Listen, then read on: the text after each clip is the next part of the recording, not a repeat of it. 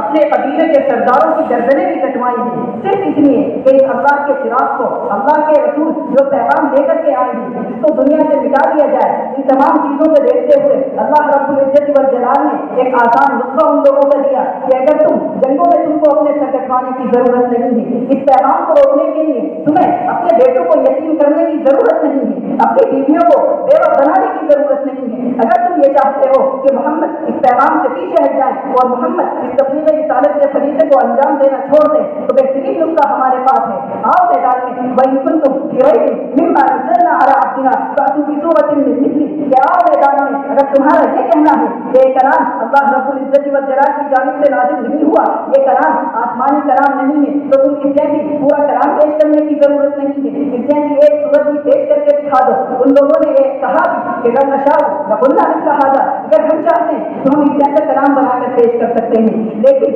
دنیا نے دیکھا کہ ان لوگوں نے ایک صورت بنا کر پیش نہیں کر سکے، حالانکہ وہ اس چراغ کو بجھانا چاہتے تھے، اس نبوت کے کام کو روکنا چاہتے تھے۔ ان کے لیے میدان صاف تھا کہ آئیں اور اس جیسی ایک صورت بنا کر کے پیش کرتے ہیں تاکہ حضور پاک علیہ الصلوۃ والسلام اس فریضے کو انجام دینا چھوڑ دیں۔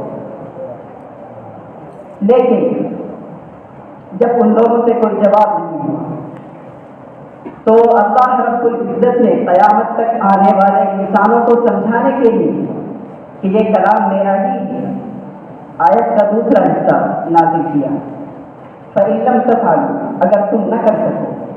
اور یہ یاد رکھو اور پوری دنیا یاد رکھے، وَلَن تَفْعَلُوا، کہ قیامت تک تم یہ کام نہیں کر سکتے، فَاتَّقُوا النَّارَ الَّتِي وَقُودُهَا النَّاسُ وَالْحِجَارَةُ۔ چنانچہ دنیا کی آنکھوں نے دیکھا کہ 1400 سال سے آج تک مسلسل معاندین اسلام اور دشمنان اسلام کی جانب سے اس بات کو باور کرانے کی کوشش کی گئی کہ یہ کلام انسانی کلام ہے، لیکن اللہ رب العزت والجلال کی جانب سے یہ بات روزے روشن کی طرح آیا کرتی گئی تھی کہ یہ کلام انسانی کلام نہیں ہے، اور اس جیسا کلام نہ تو تم نہ قیامت تک آنے والا کوئی انسان پیش کر سکتا ہے، اور آخر وہ انسان پیش کیوں کر سکتا ہے جبکہ قرآن کریم ایسی خصوصیات کا حامل ہے جو اس بات پر دلالت کرتی ہیں کہ قرآن انسانی کلام نہیں ہو سکتا ہے۔ حضرت مولانا اظہار الحق حضرت مولانا رحمۃ اللہ تہرانی علیہ الرحمہ نے اپنی مایہ ناز تصنیف اظہار الحق کے اندر قرآن کریم کے اعجاز کے اندر قرآن کریم کے اعجاز کو بیان کرتے ہوئے قرآن کریم کی نادر 12 خصوصیات کا تذکرہ کیا ہے کہ یہ خصوصیات ایسی ہیں کہ جن کا انسانی کلام میں پایا جانا محال ہے۔ قرآن کریم کی پہلی خصوصیت اس کی فصاحت و بلاغت ہے۔ قرآن کریم اپنے الفاظ کے لیے، اپنی تعبیروں کو بیان کرنے کے لیے ایسے الفاظ کا انتخاب کرتا ہے اور ایسی تعبیر استعمال کرتا ہے کہ کسی انسان کے بس میں نہیں ہے کہ وہ جیسا کلام پیش کر کے دکھا سکے۔ جواہر القرآن کی تفسیر القرآن کے اندر شیخ طنطاوی نے اپنا واقعہ نقل کیا ہے۔ شیخ طنطاوی فرماتے ہیں کہ میں ایک غیر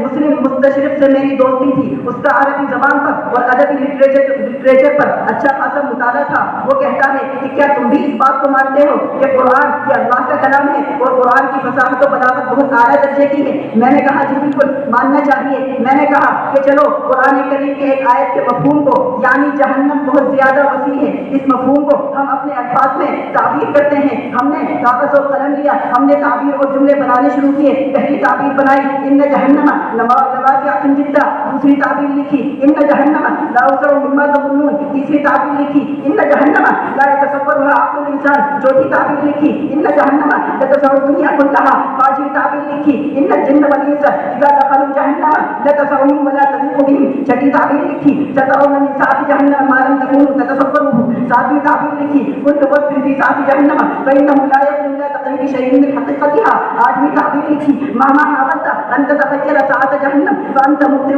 ولن تصل إلى شيء من حقيقتها، نویں تعبیر لکھی كل وصف في ساعة جہنم لا يتفجرها وهم ولا يجدها وصف ولا تدور بحسبان، نویں تعبیر لکھی كل وصف في ساعة جہنم انما هو فضول وهذيان۔ ان تعبیروں اور جملوں کو لکھنے کے بعد میں نے اس مستشرق کی طرف فاتحانہ نظروں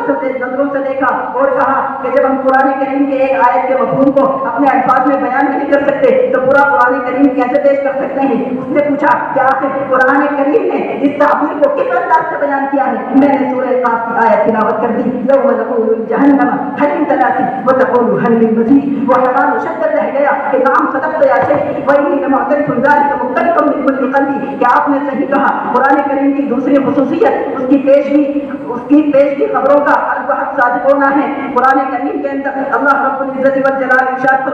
فرماتا ہے الف لام میم غلبت الروم فی ادنى الارض وهم من بعد غلبهم سيغلبون. یہ آیات اس وقت نازل ہوئی جب زمانے جاہلیت کے جب اہل فارس اور روم میں گھماسان کی جنگ جاری تھی اور رومیوں کو شکست ہوئی. اس کے 7 سال کے بعد رومیوں کو غلبہ حاصل ہوا. حالانکہ قرآن کریم کی یہ آیت 7 سال پہلے بتا چکی تھی فی ادنى الارض وهم من بعد غلبهم سيغلبون فی بضع سنین. تب سے جس کا اطلاق سے لے کر 9 تک ہوتا ہے اور رومیوں کو یہ پتہ 7 سال کے بعد حاصل ہوئی ہے. قرآن کریم کی تیسری خصوصیت جو انسانی کلام کے اندر نہیں پائی جا سکتی وہ اخبار ماضیہ کا بیان ہے. قرآن کریم میں جگہ جگہ گزشتہ قوموں کے حالات قوم سمود قوم مدین قوم عاد اصحاب مدین کا تذکرہ اس طور پر کیا ہے کہ ان قوموں نے اپنے رسولوں کو جھٹلایا تو ان پر اللہ کی جانب سے یہ عذاب نازل ہوئے. ہم پوچھنا یہ چاہتے ہیں کہ اگر تمہارے قول نعوذ باللہ یہ کلام محمد کا ہے یہ کلام انسانی ہے تو ہم پوچھنا یہ چاہتے ہیں کہ ایک ایسا شخص جس نے 40 سال تک کسی کالج اور یونیورسٹی کا منہ نہیں دیکھا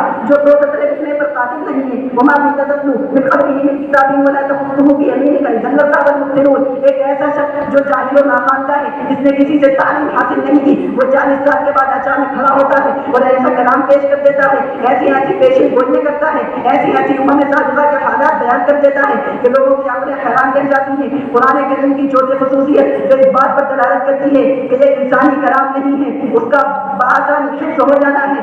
قرآن کریم پوری دنیا کے اندر بے شمار ایسے حفاظ مل جائیں گے جو قرآن کریم کے حافظ ہیں. اگرچہ ہم دوسری کتابوں کے حفاظ تلاش کرنا چاہیں تو پوری دنیا کے اندر انجیل کے اتنے حافظ بھی تو مشکل نہیں مل پائیں گے جتنے کسی مسلمان بستی کے اندر قرآن کریم کے حافظ مل جائیں گے. اس کی وجہ یہ ہے کہ اس کلام کے اندر اللہ نے خصوصیت رکھی ہے کہ چاہے 8 سال کا بچہ ہو یا 9 سال کا بچہ ہو چاہے 60 یا 70 سال کا بوڑھا ہو اس کلام کو بآسانی یاد کر سکتا ہے.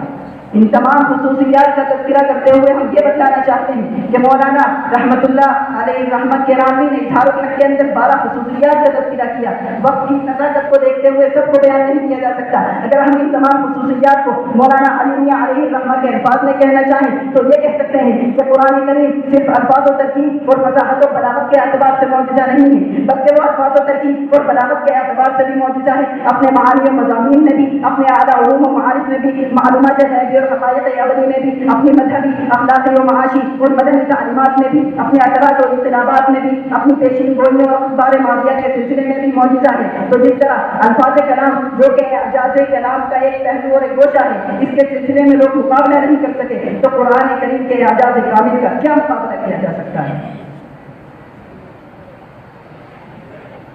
مبحث کی وضاحت کے تعلق سے آج کے عنوان قرآن کریم اور مستشرقین کے شکوک و شبہات کا پہلا لفظ قرآن کریم کے سامنے آپ کے سامنے تو اس پر روشنی ڈالی گئی. ہمارے آج کی گفتگو کے عنوان کا دوسرا جز ہے مستشرقین کے شکوک و شبہات. مستشرقین کون لوگ ہیں؟ تو قدیم عربی لغت میں استشراق کا لفظ نہیں ملتا ہے. البتہ اگر ہم اس پر غور کرنا چاہیں تو اس کو اس طرح سمجھا جا سکتا ہے. 4-5 دن پہلے حضرت اسٹیج پر موجود حضرت مولانا مفتی محمد مزمل صاحب بدایونی دامت برکاتہم نے بھی اس بات کو سمجھایا تھا کہ استشراق یہ باب استفعال کا مصدر ہے. اس کی ایک خاصیت تکلف ہے یعنی وہ اہل مغرب جو بتکلف علوم اسلامیہ کا مطالعہ کریں اور اسلامی علوم کو اپنی تحقیق اور ریسرچ کا موضوع بنائیں وہ لوگ مستشرقین کہلاتے ہیں. جیسا کہ پہلے بھی یہ بات آئی کہ 1400 سال سے لے کر اب تک ہر زمانے کے مخالفین اسلام کی یہ کوشش رہی کہ اس بات کو ثابت کیا جائے کہ قرآن کریم اللہ کا کلام نہیں ہے. اگر ہم مستشرقین کی تحریک کے مقصد کو سمجھنے کے لیے ڈاکٹر مصطفیٰ سبائی کی تحریک کی روشنی میں سمجھنا چاہیں تو بہت آسانی کے ساتھ یہ بات سمجھی جا سکتی ہے.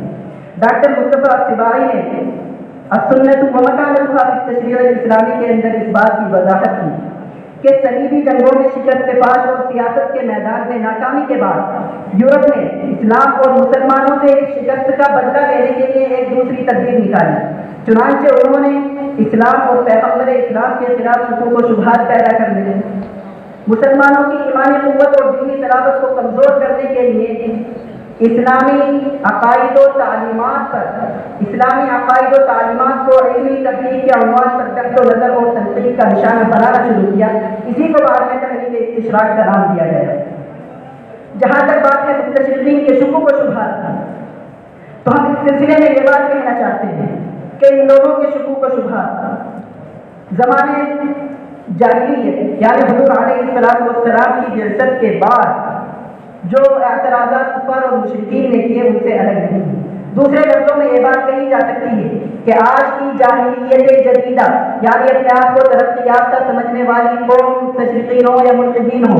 آج کی جاہلیت جدیدہ نے بھی کوئی تیر نہیں مارا ہے، بلکہ جاہلیت قدیمہ یعنی کفار کے اعتراض کی تجدید کی ہے. ان لوگوں کا بھی کہنا یہی ہے اور ان لوگوں کا بھی یہی کہنا ہے کہ قرآن آسمانی کلام نہیں ہے، قرآن آسمانی اور الہامی کلام نہیں ہے، وحی کوئی ثابت شدہ حقیقت نہیں ہے. اور جہاں تک شکوک و شبہات کی تعلق ہے تو ہم اس سلسلے میں یہ بات کہنا چاہیں گے کہ گزشتہ سال سالانہ اجلاس کے موقع پر حضرت مولانا سلمان صاحب بجنوری دامت برکاتہم نے اپنے صدارتی خطاب میں یہ بات ارشاد فرمائی تھی کہ موجودہ دور کے اندر ملحدین ہو یا دین بیزاری والا طبقہ ہو جو لوگوں کو اسلام سے دور کرنا چاہتے ہیں، اگر ان لوگوں کے اعتراضات کو اور شبہات کو تحقیق کی نظر سے دیکھا جائے اور غور و فکر کے بعد تدبر و تلاش کے بعد نتیجہ نکالا جائے تو یہی بات سمجھ میں آتی ہے کہ صرف بوتل نہیں ہے شراب وہی پرانی ہے. یعنی وہ اعتراضات جس کا جواب قرآن کریم اپنی زبان میں پہلے بھی دے چکا ہے وہی آج نئے اسلوب اور نئے انداز میں پیش کیے جا رہے ہیں، جس کے لیے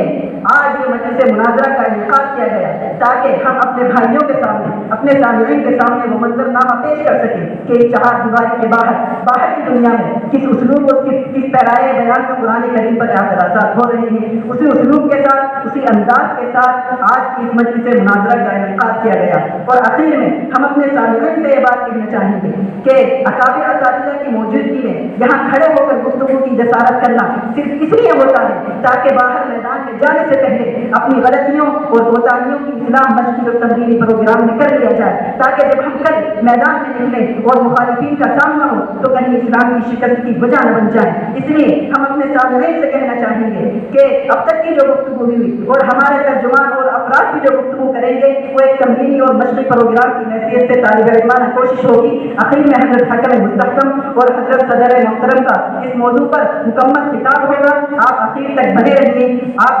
بنے رہیں گے اور آج کے باطل کے ترجمان کی یہ ذمہ داری ہوگی جیسا کہ محترم صاحب نے بھی اس بات کی طرف اشارہ کیا کہ مستشرقین کے دلائل کی